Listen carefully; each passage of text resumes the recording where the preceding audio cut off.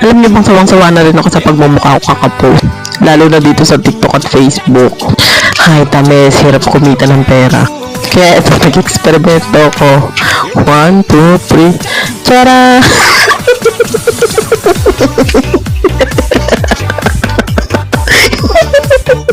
Alala ko na ito yung mga isang buwan kaming hindi magkikibuhan dahil dito. Gusto nyo makita? Ito, isusub ko. Oh!